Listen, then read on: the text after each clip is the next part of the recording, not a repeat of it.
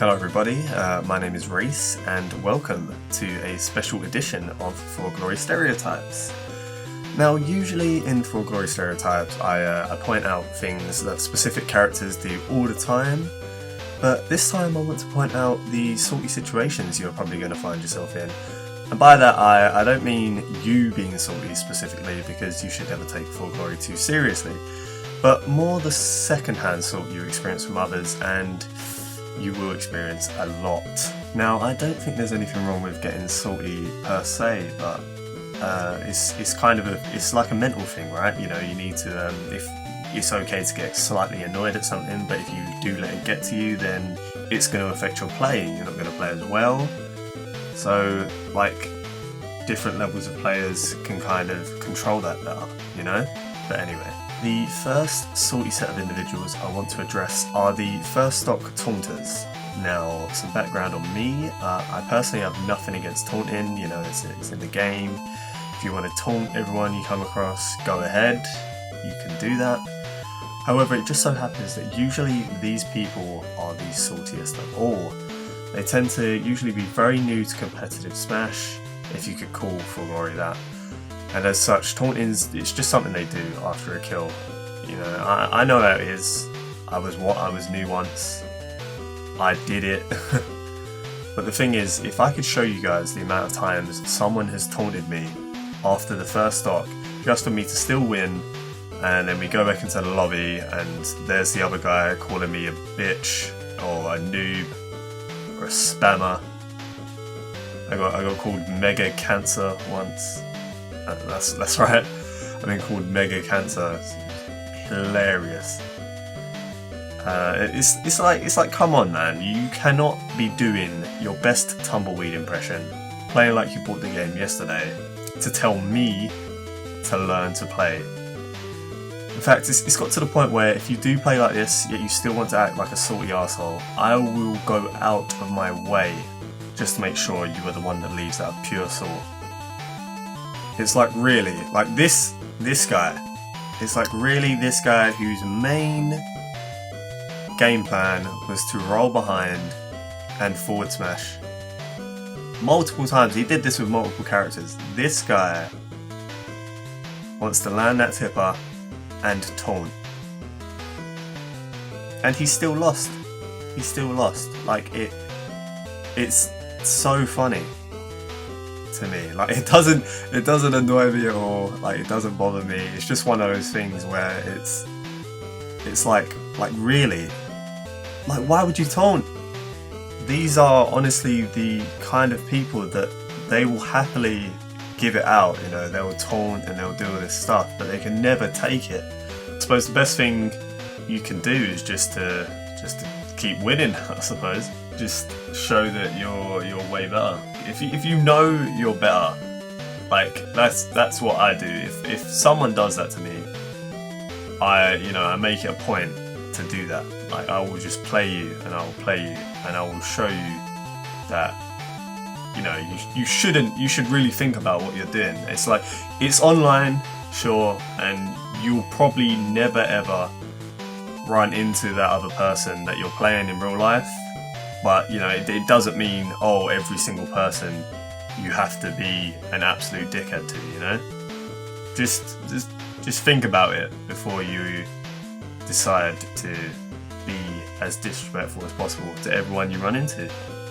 But then I suppose it does all come down to how you view taunts, I suppose. Like, I'm the kind of person I am, is just like, rarely will I go out of my way to be disrespectful unless you do it first. I've never seen, like, taunting after a kill as something that's, like, I know, like, good. I suppose if something like really, really cool happened, and like, then that's fine. Like, if you do it, then I'll be like, oh, you know, I'll taunt back. You know, that's fun, that's good. But just taunting after a kill, it's never kind of sat right with me, you know? I don't know. It used to really bother me. It doesn't bother me anymore. I've got over it. But playing like 10,000 games of For Glory, kind of, you know, you experience this stuff a lot, so you don't really mind anymore, you know? Now the footage of the Mario in the background you're seeing right now leads me onto the next sort of situation. You can't tell because it's a replay, but the moment I took this guy's first stock, he actually rage quit. He straight up exited from the menu, you know, press start, he quit, which is like one of, it rarely happens to me, but yeah, it happened. Yeah, right about here. See? He's a level 1 CPU now. He's acting all weird and CPU like. Seriously, what is he doing? CPU? Anyway, so there actually are a variety of ways I've experienced the good old-fashioned rage quit in Smash 4. From the mid-match self-destruct to the this guy's a spammer, I'm out quit. You know the one, when you play a projectile character and you hit your opponent 3 times and they run for that blast zone. I think if anything, rage quitting is the sort I least agree with, aside from, you know, in lag of course. In lag I am SDing ASAP, and so you should. No one should have to endure lag. It's just the worst. I hate it more than anything in this game. It's just that you gain nothing from quitting, you know? You could be learning different matchups or gaining real world experience. It's not like anyone can see your wins or your losses. I suppose something could have happened in their house that made them have to leave quickly, but then it's not like you could ever know that, you know? Oh well. Now finally, how do you tell if your opponent has reached maximum salt?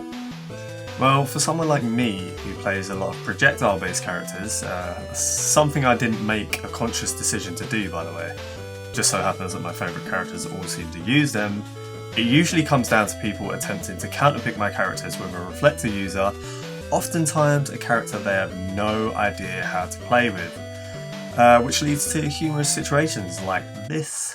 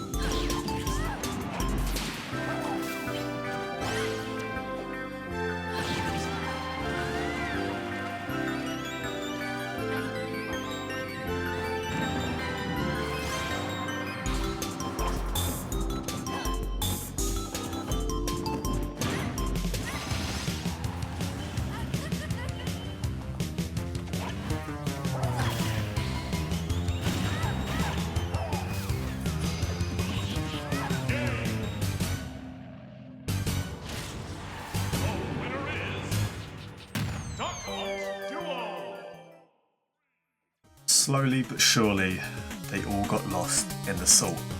In fact, that Palatania player, he was really good. He never taunted once in all of our games. So that last game, you know, it kind of shows just how salty he actually started to get.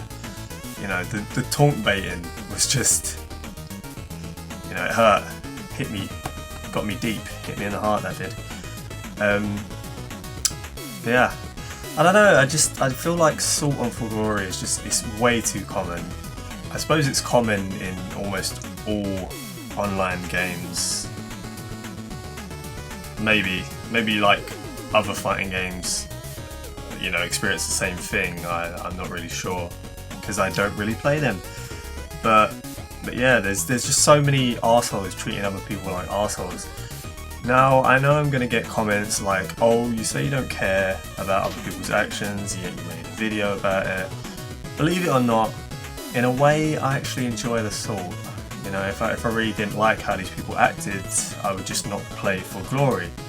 Although saying that, I will probably move to Anthers eventually. But yeah, for now, it amuses me to no end the lack of self-awareness a lot of these players have. There's also the fact that I can almost guarantee that if you have played For Glory enough, you will have experienced one or more of these situations. So, you know, there's that. Salt never changes. Thanks for watching. If you enjoyed this video, let me know. What salty situations have you faced, and would you like me to expand the For Glory Stereotype series to concepts as well as characters? Thanks again, guys. Bye.